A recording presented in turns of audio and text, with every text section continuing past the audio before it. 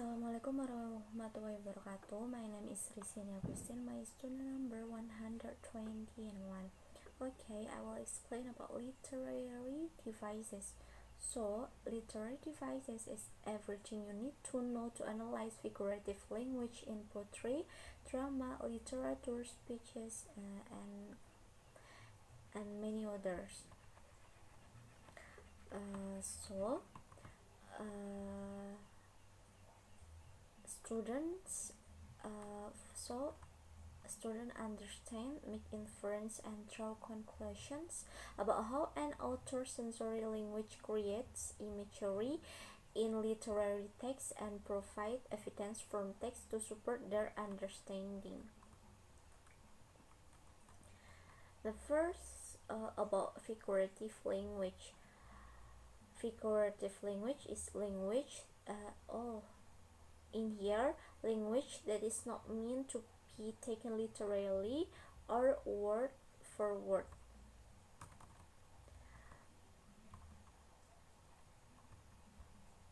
First is from figurative language. The first is imagery or sensory language. The use of language, so imagery or sensory language is the use of language to create mental images and sensory impression for emotional effect and intensity. Second, I don't know what to say.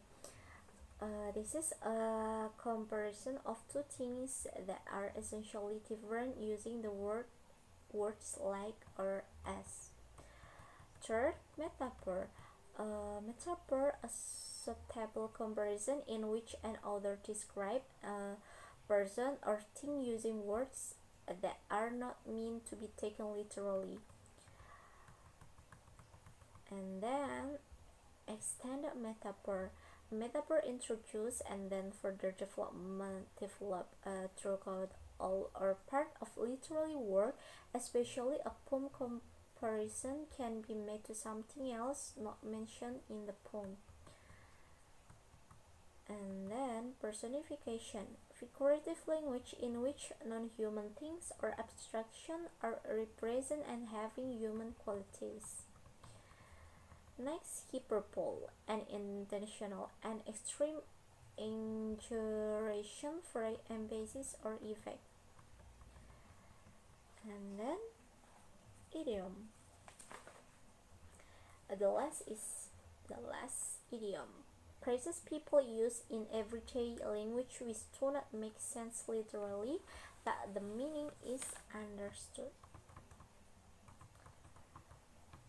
For second material is sound devices. Sound devices focus on the sound of words rather than their meaning.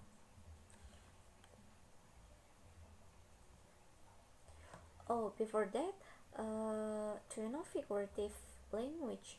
Figurative language is when you describe something by comparing it to something else. So the word or phrases that are used don't have a literal meaning. It uses metaphors, allusion, and many others like idiom, like smile, metaphor, personification, hyperbole, and idiom. Okay, next for sound devices.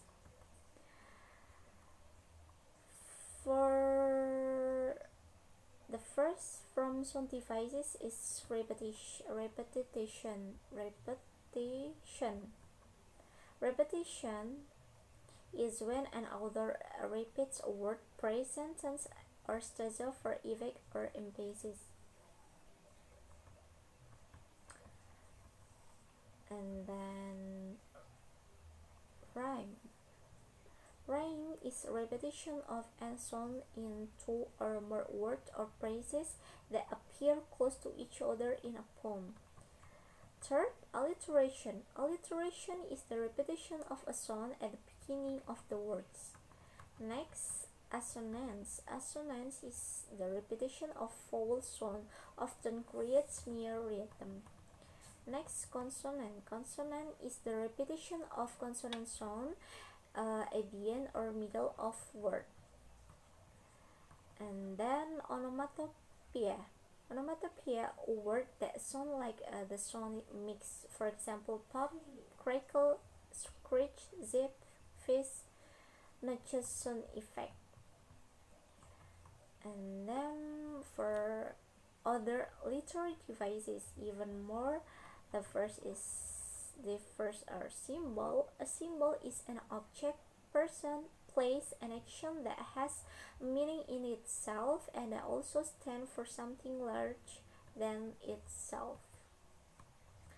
Mm, Second, allusion. An allusion is a reference to a person, place, event, or literally word that a writer expects the reader to recognize and understand. It may come from history, geography, literature, art, music, or religion. Next, oxymoron. An oxymoron is a figure of speech in which opposites are paired for effect. Next, aphorism. A concise statement of a general truth or principle, like a truism. The next is epigram.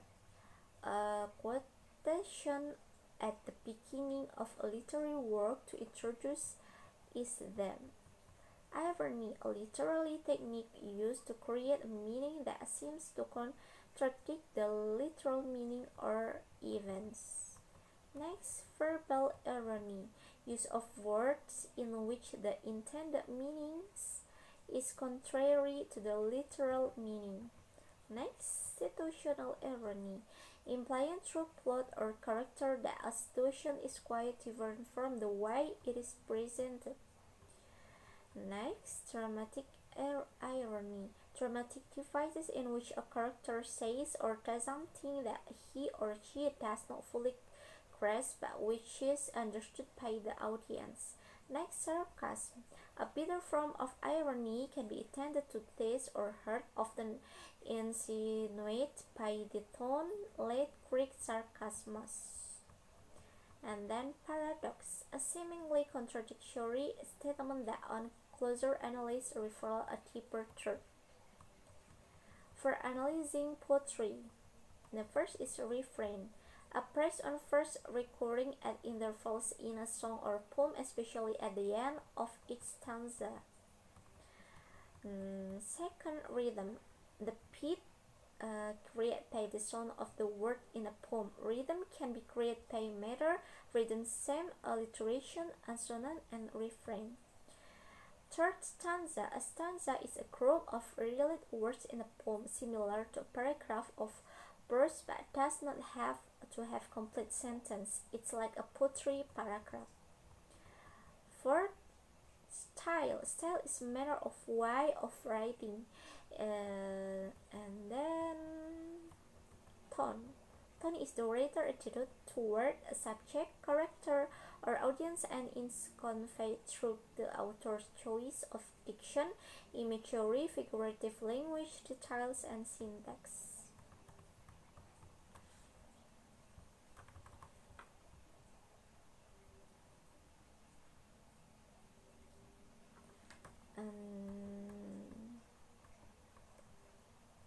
And then mood.